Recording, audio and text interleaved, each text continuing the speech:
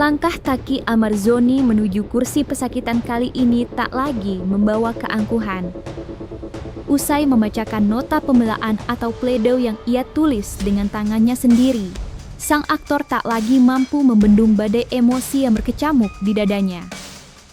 Bukan sekadar pembelaan hukum, setiap kata yang terucap adalah jeritan jiwa dari sebuah keterpurukan yang amat dalam. Di hadapan majelis hakim, Ammar secara mengejutkan mengungkap titik tergelap dalam hidupnya, sebuah keinginan untuk menyerah dan mengaku akibat rasa gagal yang menghantui. Rasa bersalah kepada Iris Bella, penyesalan atas jeratan narkotika yang kembali menjatuhkannya, hingga kerinduannya menyayat hati pada sang buah hati, tumpah menjadi satu dalam narasi kejujuran yang memilukan. Kini, Amarzoni berdiri di persimpangan jalan, antara hukumannya menanti dan harapan kecil untuk bisa bangkit kembali demi anak-anaknya. Apakah pintu maaf dan kesempatan kedua masih terbuka untuknya? Inilah 5 ungkapan pilu Amarzoni pasca pledoi.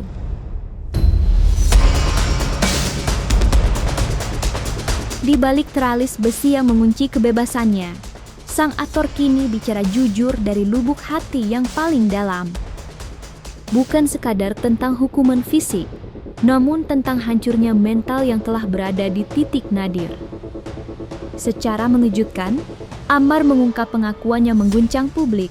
Ia sempat memiliki keinginan untuk mengakhirinya sendiri. Kehilangan keluarga, runtuhnya karir yang dibangun bertahun-tahun, hingga rasa gagal yang menghantui setiap malam, membuatnya merasa tak lagi memiliki alasan untuk bertahan. Di balik jeruji besi itu, Amarzoni tidak hanya sedang bertarung dengan hukum, tapi ia sedang bertarung melawan kegelapan di dalam dirinya sendiri. Benarkah keputusasaan ini telah merenggut seluruh harapannya? Ataukah pengakuan ini adalah cara terakhirnya untuk meminta pertolongan sebelum semuanya terlambat?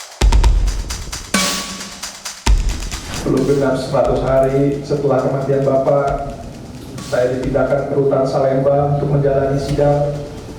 Baru sampai di situ, mantan istri saya mengabari bahwa dia akan segera menikah lagi dengan laki-laki pilihannya sendiri.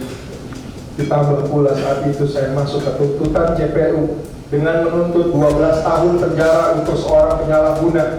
Hampir saja saya gila. Dan gelap mata yang menyakiti saya. Jika saja tidak ada iman di hati saya, pasti sudah saya lakukan. Namun Bapak selalu berpesan dan membuat saya teringat, laki-laki itu pantang menyerah. Apa yang sudah ada dilihat baik atau buruknya, jalani tanpa harus disesali. Bismillah. Pesan itu yang selalu membuat saya kuat sampai hari ini. Saya tahu sebetulnya. Makanya itulah, saya tahu sebetulnya dia ingin mengakhiri hidupnya kan. Kayak gara-gara ini segala macamnya, semuanya bapak ibu udah meninggal gitu kan. Cuman yang satu lagi, kita di sini keluarga menguatkan aja dan alhamdulillah yang dibilang tadi masih ada imannya untuk tidak melakukan itu. Alhamdulillah. Jadi ya di sini tugas saya adik-adiknya adik-adiknya Bang Ammar untuk ini aja, untuk fokus ke mental dan psikis Bang Ammar sih sekarang saat ini.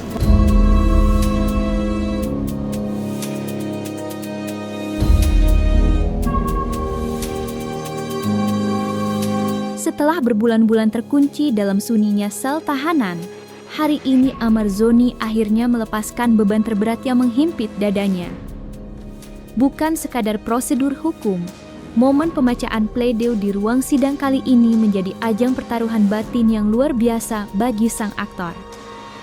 Dengan tangan yang mungkin bergetar, ia membacakan setiap baris kalimat yang ia rangkai sendiri dari balik jeruji besi. Sesebuah tulisan jujur tanpa rekayasa, sebuah refleksi atas segala badai yang telah menghancurkan hidupnya. Dan saat kata terakhir terucap, ada pancaran berbeda di wajahnya. Ammar mengaku merasakan kelegaan yang luar biasa. Alhamdulillah. Akhirnya ini hal yang nggak pernah saya ceritakan, nggak nggak ada karena saya dibayar, ya kan, nggak ada karena saya apa. Ini saya diceritakan ini karena tentang nasib hidup saya ke depan, dan sekaligus saya membuktikan kalau saya tahu saya bersalah. Saya bersalah menggunakan narkoba. Saya bersalah alasan apapun yang saya lakukan. Saya bersalah. Saya korban, saya sakit. Dan alhamdulillah menjaga recovery is like cycling. Whenever you stop, you fall. So it's like saya harus terus mempertahankan recovery saya. Maka saya minta dukungan juga kepada semua masyarakat. Ya di sini adalah tempat yang betul-betul murni untuk saya sampaikan.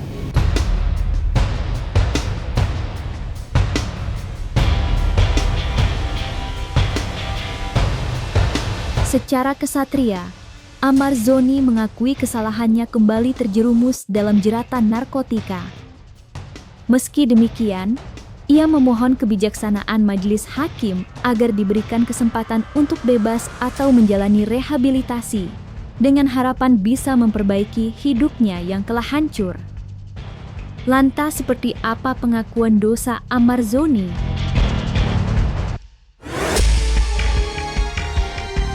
Harapan saya dan doa saya selalu ya agar putusan nanti sepantasnya. Saya juga nggak menyatakan kalau saya secara murni gitu ya, secara murni memang tidak bersalah. Nggak, saya tahu kalau saya bersalah. Saya bersalah, yang paling penting bersalah kepada diri saya sendiri yang berkali-kali selalu jatuh dan jatuh lagi.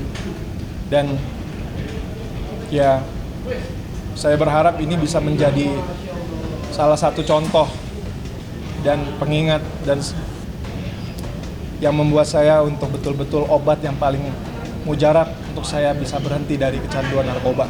Nah ini mudah-mudahan kasus ini juga jadi perhatian oleh Pak Presiden. Karena kalau kita mengharap BNN ya contoh Pak Anak mantan BNN aja bingung dia kan. Nggak bisa dilaksanakan program itu. Nah ini kan memang Presiden harus turun tangan supaya generasi muda ini bisa terbebas dari narkotika.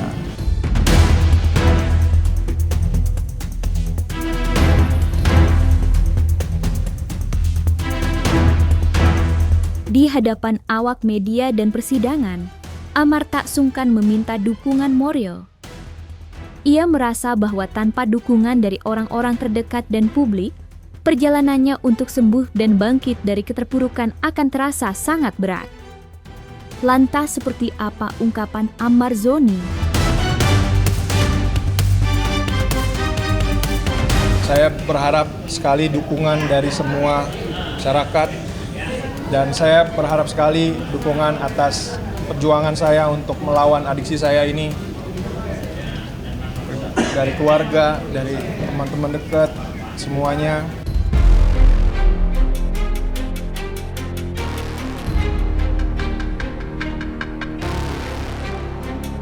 Sebagai seorang ayah, Amar Zoni mengungkapkan betapa hancur hatinya harus terpisah jauh dari anak-anaknya. Ia mengaku sangat merindu dan berharap masalah hukumnya segera usai, agar ia bisa kembali menjalankan perannya sebagai ayah dan memberikan kasih sayang secara langsung kepada buah hatinya. Lantas seperti apa ungkapan kerinduan Amar Zoni terhadap anak-anaknya? Ya, anak-anak itu yang pasti nomor satu. Saya sebagai bapak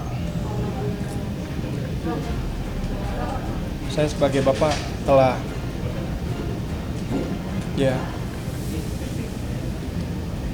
membuang waktu saya kebersamaan anak saya yang nggak akan balik lagi gitu kan. Saya nggak tahu bagaimana keadaan anak-anak saya sekarang, bagaimana mereka tumbuh besar, karena saya nggak bisa megang handphone dan saya nggak bisa ngeliat. Cuma saya yakin pasti anak-anak saya sangat sehat di luar sana bersama mamanya gitu kan. Saya berharap juga anak-anak saya juga bahagia gitu kan bersama mamanya di sana, dan bersama bisa mendapatkan bapak lah yang benar lah, yang baik lah, nggak seperti saya lah. Jadi udah Jadi gitu, saya akan berusaha menunjukkan kalau saya bisa bangkit dari keterpurukan saya. Saya berusaha untuk akan membuktikan kalau saya harus menjadi contoh, karena memang saya sebagai public figure harus menjadikan contoh sebagai orang penyalahguna narkoba yang berjuang melawan adiksi ini. Aduh, jangan dong, sedih. Udah.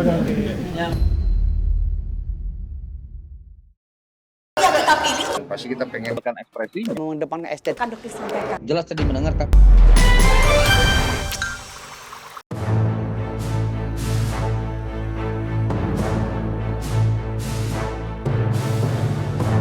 Dan jangan lupa untuk like, subscribe dan juga share channel YouTube Cumi Cumi.